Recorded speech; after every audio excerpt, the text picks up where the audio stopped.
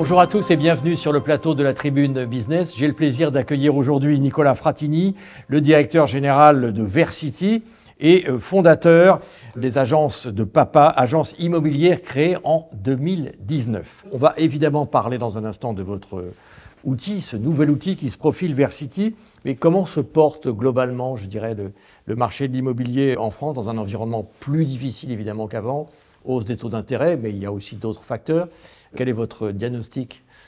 Bien sûr, il n'y a pas forcément une grosse crise au niveau des ventes immobilières en nombre, mais c'est clair qu'il y a des dossiers qui passent difficilement, parce qu'il y a les taux d'intérêt ils sont plus élevés, donc l'endettement il est beaucoup plus difficile. Donc c'est clair qu'il faut porter plus de solutions, faire baisser les prix de commissions d'agences immobilières et surtout amener des opportunités avec des outils plus efficaces et plus efficients. Alors, ces outils, vous en proposez notamment un via Versity.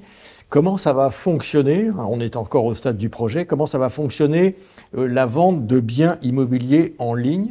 Quand on dit ça, on va acheter un appartement d'une façon quasi virtuelle. Est-ce que ça ne peut pas faire un peu peur quand même? Alors, il faut bien expliquer qu'est-ce que c'est un métaverse et c'est surtout un outil qui va servir à améliorer les données qu'on va donner à l'utilisateur potentiel et aux acquéreurs potentiels. Donc le métaverse, c'est une réplique de la réalité. On pourra visiter en ligne son éventuel futur appartement. Et pas que, aussi le quartier. Donc nous, l'objectif, c'est de digitaliser vraiment tous les quartiers, toutes les villes de France et aussi après à l'étranger. Et surtout, ça va donner la possibilité de rentrer en contact avec tous les professionnels de l'immobilier en live dans l'appartement. Et on pourra poser les questions à plein de professionnels. Donc vous mettez finalement virtuellement ensemble à la fois les vendeurs et les acheteurs potentiels, c'est bien ça? Oui, et aussi les professionnels de l'immobilier. Ça, c'est hyper important. Parce que quand on visite un appartement, on a des fois des difficultés à se projeter. Donc on a besoin d'aide, on a besoin d'architectes qui vont nous conseiller et ils vont même faire des devis. Donc ça va permettre, quand on fait une vraie visite réelle essentielle pour la vente, on est d'accord. Ça ne supprimera pas la visite physique quand même, à un certain stade. Ça c'est clair, il faudra toujours la faire. C'est très compliqué d'acheter virtuellement un appartement à distance.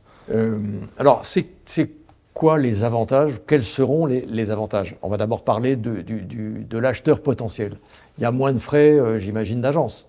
Mais déjà, pour les agences immobilières, ils vont réduire leurs frais parce qu'ils gèrent tout à distance. Donc l'acheteur potentiel, il va se connecter avec l'agent immobilier qui va faire visiter virtuellement et il va même mettre en relation avec les professionnels de l'immobilier pour justement faire en sorte que l'acheteur potentiel, il va se projeter plus facilement dans l'appartement et donc se positionner beaucoup plus facilement. Donc vous aidez en fait cet acheteur à faire le tri et à sauter quasiment des étapes en fait. Donc il y a un vrai gain de temps. Absolument, c'est une aide à la décision. Ça c'est hyper important pour tous les acteurs de l'immobilier, que ce soit particuliers, professionnels. Il y a des produits comparables à l'étranger, en France je crois que vous êtes tout seul. Et dans le monde. Pardon, dans le monde, il n'y a pas de comparable. Donc, on est le premier métaverse immobilier lié à l'immobilier réel. Comment vous allez vous rémunérer? Parce que j'imagine que c'est quand même un investissement. Il va falloir trouver des outils pour filmer ces appartements, les quartiers dont vous nous parlez il y a un instant. Comment vous allez faire d'une façon très opérationnelle? Le métaverse, c'est constitué de trois piliers clés, dont un, on vient de parler, c'est donc le miroir de la réalité. Et le deuxième pilier, c'est la crypto-monnaie et les NFT. Donc avec ça, on va permettre de faire tourner l'économie autour de notre métaverse. Donc ça sera la seule monnaie acceptée dans notre métaverse. Clairement, il y aura, on pourra payer en euros et ça sera converti en live, en City. C'est notre crypto-monnaie, la crypto-monnaie de Versity. Avec un peu une prise de risque quand même. Quand on voit un peu l'environnement des bitcoins, etc. aujourd'hui, c'est un peu compliqué, non? Mais dans la crypto-monnaie qu'on va utiliser, c'est une crypto-monnaie qui va servir exclusivement dans notre métaverse. Donc c'est vraiment lié à un besoin métier. Et ça aussi, ça va permettre de faire tourner tous les mécanismes qui vont faire évoluer notre métaverse. Et donc la communauté, c'est un point fondamental dans notre métaverse. Vous adressez à quel type de public? J'imagine des jeunes qui ont un peu cette culture, qui sont prêts je dirais, à vous suivre dans ces nouvelles méthodes. C'est là que vous visez? Bien sûr, c'est les primo-accédants, c'est une population jeune, c'est une population habituée à des jeux très vidéo. urbaine, on peut imaginer. Urbaine, absolument. C'est des mobiles natifs, on parle comme ça, et c'est eux qu'on va cibler en premier. Il y a aussi les professionnels qui ont besoin de capter des clients de cette nouvelle génération. Il y a des promoteurs immobiliers qui ont besoin de capter des nouveaux investisseurs. Donc on a pas mal de cibles différentes. Le calendrier de ce lancement, c'est pour l'année 2023. Ça va se faire comment ? Alors bien sûr, dans un projet lié à la blockchain et à la crypto-monnaie, il y a différentes phases. Donc la première, et on est actuellement, c'est une phase de ICO, donc c'est de lancement de notre crypto-monnaie. On est en plein dedans, on est dans le round 2 public.